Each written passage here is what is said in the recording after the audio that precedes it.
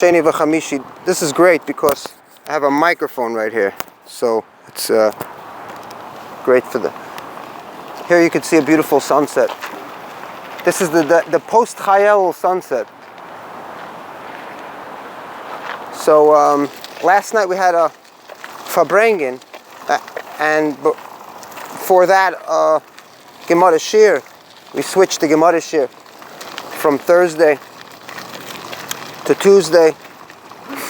The shir was about Batei Knesses, and we were using a Koran Gemara, and I was curious. I couldn't remember who publishes it, and it's basically a Steinsaltz. Steinsaltz is a Lubavitcher Chassid, wonderful guy, and we were talking about Batei Knesses. He got to the part where are you allowed to use it for base Knesses that goes into disuse? Could you use it for pulling these type of ropes, kind of maybe a tanner type of work that you need a big space like that? I think Rashi and Tosfos explain what it is, and then the notes in the Gemara help us out with different things about Kedushas Beis Knesses and behaviors and stringencies, and then they quote the Arizal, how the Arizal wouldn't even talk in the regular Beis Knesses ethics, like he wouldn't even talk Musar. He was very careful not to use it for anything less than what is considered hektish, kadosh, for davening or learning. It depends on what you consider more important, right? One of the things someone mentioned was that the Rav doesn't allow people to use the shul as a walkway from the parking lot to the street. That's how the shul is situated. And that's another example of being careful not to use the shul for anything less than holy. The question is, what's holy according to Hasidism? Is it the divine connection, or is it the act, the Bein Adam L'Chaveda? Isn't that even more holy than trying to connect to some supernatural being? Because connecting to a supernatural being is also natural. It's based in imagination. It may be the least important and least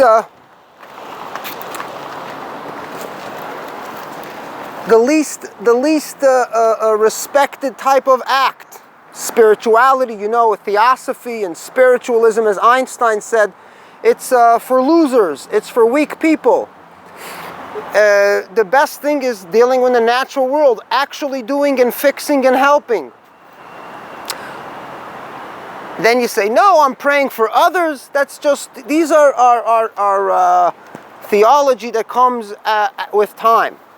Now, we did speak, and then after that, so I noticed that Talmud Koren, the Steinsaltz, quotes, it's an English translation of the Hebrew.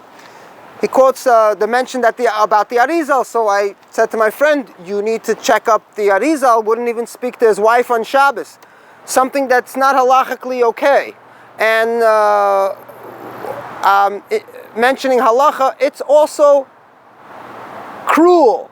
It's not menschlich, and it's an absolute threat to shalom bayis. Not speaking to your wife, especially on a day like Shabbos, when it's the best time to communicate, especially today with modern technology and all these other and phone calls that come in that are urgent, and Shabbos usually you don't have that.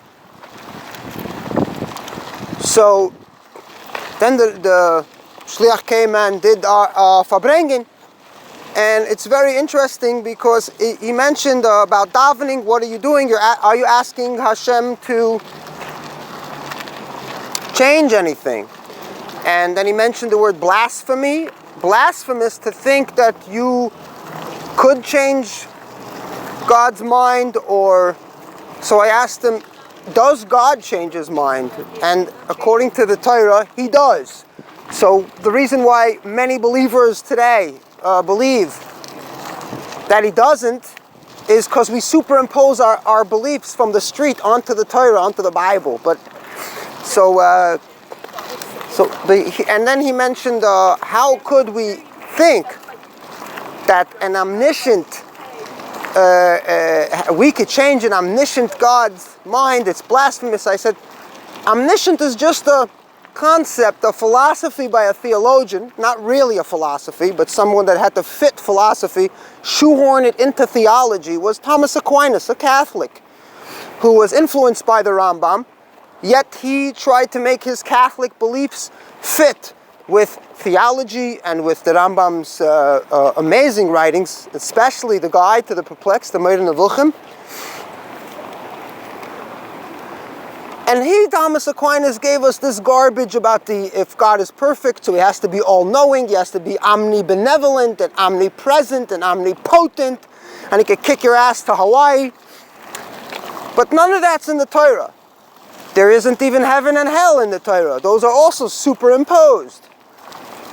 So I made it clear to the Rav in the calmest way, and to the friend at the shir, who was a few people. It was a nice crowd. We got a minyan, 11 people at the end. And we noticed that we have a lot of beliefs that come from other sources. There are 3 sources in religion. Prophecy, which the Chazal got rid of that. We don't go by that anymore. We still have the books of the Nevi'im, but we only take out the good stuff. The stuff that's still true, and still useful, and still pleasant, and still moral. Prophecy, sacred text, anything could be considered sacred. First we had the Bible, then the Gemara became sacred text. Now Likutei Sichos is sacred text for me. And the third, prophecy, sacred text, and other sources.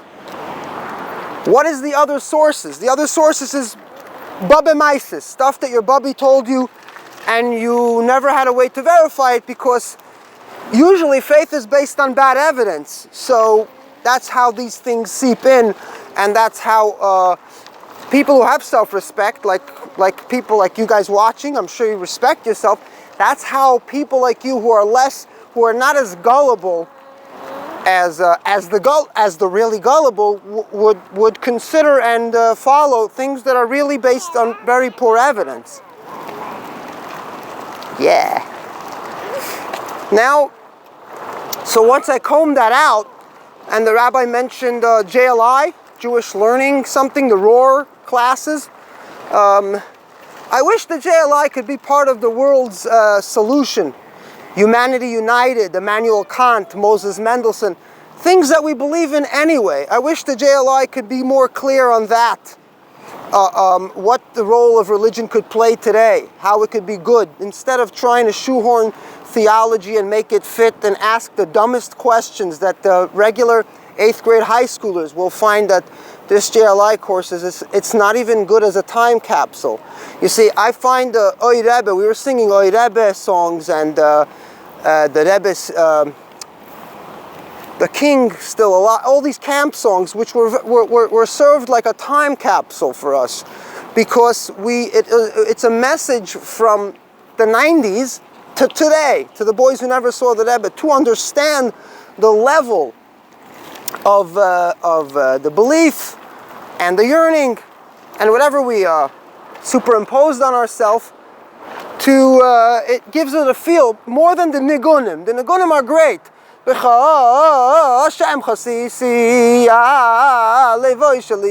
then there's the nigunim that actually in English very simply describe, almost like the Israeli kids using the Siddur and praying in Hebrew and really understanding the prayers. And the American boys couldn't do that. It goes, Yukum Purkin Min Shemaya, and then there was Hoidul Hashem Kidu Vishmo, Yedu Ba'amim. We never really got it, but the Israeli kids always can feel the prayers, so we would feel it through the songs. So when we sang those songs last night, it did feel like a time capsule for me to go back. And for those who never saw the Rebbe, it's a message from the past to the future. This is what it was like. This is what we believed. It's almost like also a warning that, in the future, as a naturalist myself, I do believe that there will be a new mystic in town. And the ones who will get hurt the most are the gullible humans and the spiritual suckers, not the sophisticated.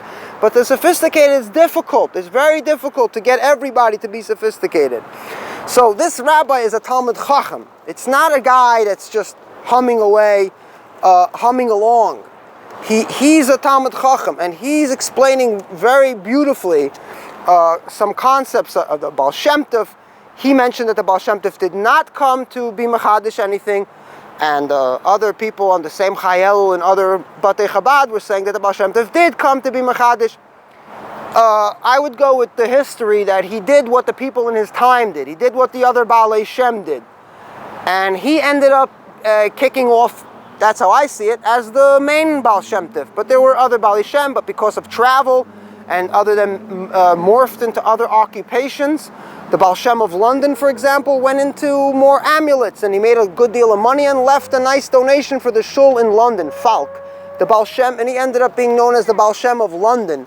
So anybody can come and say he's the 7th generation of the Baal Shem of London, and therefore we're going to bring Mashiach and get people to hang out for 40 years and do stuff.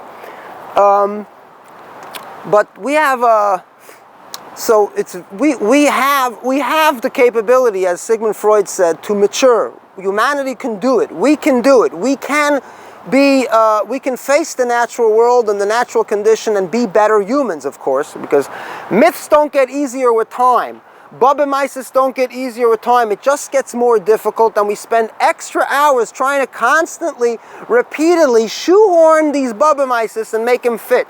Those are the ones that we even consider shoehorning. There are other stuff which we're straight out embarrassed of it, and we want to bury it and cover it. And if there's a time capsule like Eirebe, we want that only within those who know better, the indoctrinated, the inner group. What type of life is that, carrying a bag of shame wherever you go? We're humans, we're all part of the same experience, and there's nothing wrong with speaking about what you've been through, because we're all on an ongoing human adventure and an ongoing human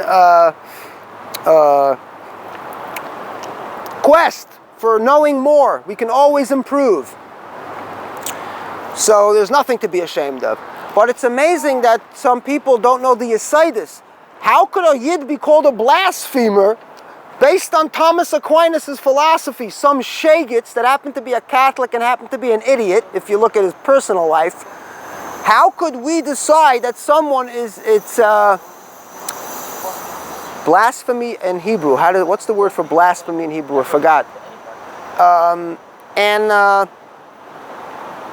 And then we spoke about prayer. Are you changing God's mind? In the end, it was that we're not, and we're just saying that whatever is good is good. So I said, oh, so what is trach gut wird sein gut? Think good and it'll be good. Does it mean like maybe we shouldn't think good, so it shouldn't be good in the Das Elyon? You spoke on the Verbringen about Das Elyon, Das Tachten. Nevertheless, it's useless, because regardless, we have to find solutions. We have to take our time to find solutions. We have to get more people educated about vaccinations.